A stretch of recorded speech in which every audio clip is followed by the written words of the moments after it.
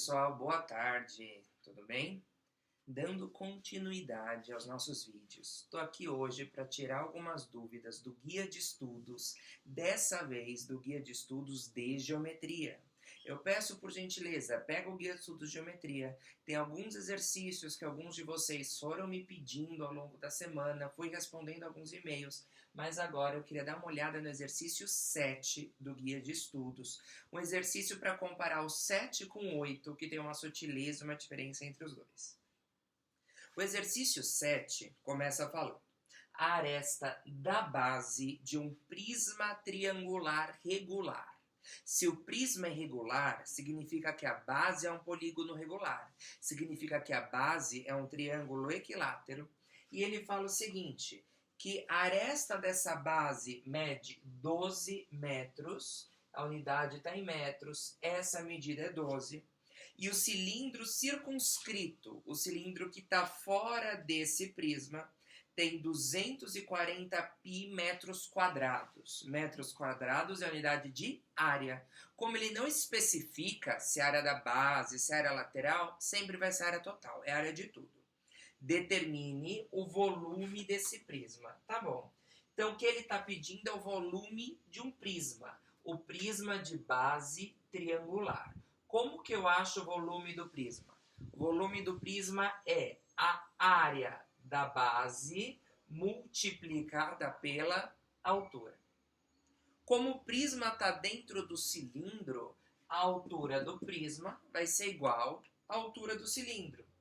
E ele deu exatamente o cilindro circunscrito tem 240 pi metros quadrados de área. Para eu achar a área da base do prisma, a aresta da base do prisma mede 12. Ué, não é um triângulo equilátero que ele fala no enunciado? Perfeito. Como que eu acho a área do triângulo equilátero? Lado ao quadrado, raiz de 3 sobre 4. Então, basta eu fazer que o lado é 12 ao quadrado, raiz de 3 sobre 4. Vou achar a área da base desse prisma rapidinho. O que está faltando achar é a altura. E para eu achar a altura, talvez seja interessante eu olhar lá para a área do cilindro. A área total do cilindro que ele fala para a gente é 240 pi. Área do cilindro, 240 pi metros quadrados. Como que eu acho a área do cilindro? Dá uma olhada. O cilindro vai ter duas bases, a base de baixo e a base de cima. Cada base é um círculo. Pi r ao quadrado vezes 2, porque tem duas bases, mais a área lateral do cilindro. Lembra que a área lateral do cilindro é um retângulo? A única coisa que eu achei aqui foi essa tirinha de papel. Se eu fechar esse papel, tá muito pequenininho assim. Se eu fechar esse papel, eu tenho um cilindro. E para eu descobrir a área lateral desse cilindro, desse rolinho, basta eu abrir o papel. E veja, aqui embaixo seria o comprimento da circunferência, que é 2πr, e aqui em cima seria a altura do cilindro. Então, a área lateral do cilindro é 2πrh. Isso é igual a 240 π. Só olhando para essa equação, já dá para ver que aqui tem π e aqui tem π. Dá para eu dividir, por exemplo, tudo por π para ficar mais fácil. Esse termo é múltiplo de 2, esse termo é múltiplo de 2, e esse termo também é múltiplo de 2. Vamos dividir ainda tudo por 2 para simplificar? Então vai sobrar 1r ao quadrado mais r vezes h igual a 240. O que eu quero descobrir daqui? O h. Porque a altura do cilindro vai ser a mesma altura do prisma e é só substituir. Só que para eu descobrir o h, eu preciso do raio. Aí a gente volta para as nossas aulas de geometria plana, dá uma olhada nessa figura, lembra que isso é um cilindro, é um círculo circunscrito a um triângulo equilátero, todos os lados e ângulos são iguais. E você tem que dar um jeito de descobrir o raio disso, sabendo que o lado é 12. Eu sei que aí de casa já está pensando em várias coisas. Tá, qual delas? Uma delas é calcular a altura do triângulo equilátero, que tem uma fórmula para essa altura. A altura do triângulo equilátero é lado raiz de 3 sobre 2. A altura do triângulo equilátero, L raiz de 3 sobre 2. Veja só, esse lado é 12.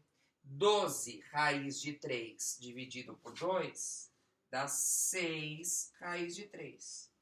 Aí, como o triângulo é equilátero, lembra da propriedade que esse ponto aqui no meio, ele é incentro, ele é baricentro, ele é ortocentro, ele é circuncentro.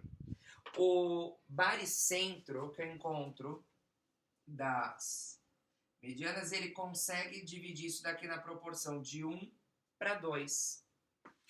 Tá bom? O total vão ser 3 partes, isso daqui vai ser 1/3. 1/3 de 6 raiz de 3, que vai valer isso daqui, é 2 raiz de 3. E esse daqui é o dobro, é 4 raiz de 3. E esse daqui, vejam só, coincide com o raio da circunferência. Outro jeito de fazer, se não gostou dessa medida, você fecha um triângulo, não gostou desse jeito, perdão. Fecha um triângulo retângulo aqui. Lembra que por ser triângulo equilátero, o ângulo aqui vale quanto? 60 graus. Só que aqui também é baricentro, incentro, circuncentro, então vai ser também encontro das bissetrizes. Esse ângulo vai ser metade, vai ser 30. Esse pedaço é 6, porque vai cair bem na metade. E eu quero o raio, e esse raio é hipotenusa desse triângulo. Então, o que você pode fazer? Cateto adjacente hipotenusa, cosseno. Se você fizer cosseno de 30, é igual cateto adjacente sobre hipotenusa. Troca o cosseno de 30. Quanto que vale cosseno de 30? Raiz de 3 sobre 2. Tem que chegar no mesmo lugar, o mesmo resultado. Esse raio é para dar 4 raiz de 3. Você troca aqui o raio, você vai descobrir a altura. Sabendo a altura, você multiplica pela área da base, você tem o volume do prisma. Fácil? Tá bom? Tenta fazer. Qualquer dúvida, você vai me procurar. Agora, se você der uma olhada no exercício 8, ele fala o seguinte: a base de um prisma triangular reto, prisma reto significa que ele é perpendicular ao plano que ele está apoiado, é um triângulo isósceles. Lembra o que é o triângulo isósceles? Tem o quê? 2 lados iguais e um diferente. Então, essa propriedade aqui, de falar que é baricentro vai dividir em 1 para 2, esquece. Propriedade de falar que o ângulo é de 60 graus, também esquece. Com lados 15, 15 e 20 centímetros. O que eu posso falar é que, por ser isósceles, existe um eixo de simetria. Então, essa altura vai passar com certeza, essa altura vai passar pelo centro e vai chegar aqui embaixo exatamente no ponto médio. 15 é o lado igual. Então, esse lado, tudo isso eu posso falar que vale 15. Esse pedacinho aqui, 10, porque tudo é 20, eu posso falar assim, que é metade. Tá bom? Primeira coisa, antes de ler o problema, já pode ver que dá para fazer um teorema de Pitágoras. Se eu fizer um Pitágoras, o que eu consigo achar? A altura disso daqui. Então, vamos tentar aqui montar um Pitágoras. Deixa eu escrever aqui Pitágoras. Vamos tentar fazer um pit. 15, lado oposto ângulo reto, é a hipotenusa. Tentar achar essa altura. A altura ao quadrado mais 10 ao quadrado, que é 100, igual a 15 ao quadrado, que é 225. Montou o teorema de Pitágoras? Cateto ao quadrado mais cateto ao quadrado igual a hipotenusa ao quadrado. Esse cateto vale 10, 10 ao quadrado dá 100, 15 ao quadrado 225, passo 100 para cá, 25 menos 100 dá 125, fatora, raiz 125 é 5 raiz de 5. Então, o comprimento desse segmento verde inteiro é 5 raiz quadrada de 5. Tá, continua. Se o cilindro de revolução tem 100 pi centímetros quadrados de área, olha só, a mesma coisa. Quando ele dá a área, se eu tenho raio, eu consigo descobrir a altura e a partir da altura eu chego ao volume. Então, a primeira pergunta que eu faço para vocês é: onde que está o raio? Nesse exercício que está no guia de estudos, eu já facilitei, porque a dica, o raio, ele pode estar aqui, só que aqui não vai ajudar muita coisa, lembra, você não pode falar que é um terço. O raio, ele é um segmento que vai formar 90 graus, ele é um segmento tangente. Lembra do nono ano? Quando a gente vê o segmento tangente a uma circunferência, ele sempre forma 90 graus. Esta medida aqui é o raio, mas se você quiser falar que esta medida aqui também é o raio, beleza, eu concordo contigo. Aí a gente está formando dois triângulos retângulos. Então tem esse triângulo retângulo grande e tem o triângulo retângulo pequeno. Os dois triângulos têm o ângulo de 90 graus e os dois triângulos têm esse ângulo laranja que a gente chama de ângulo comum.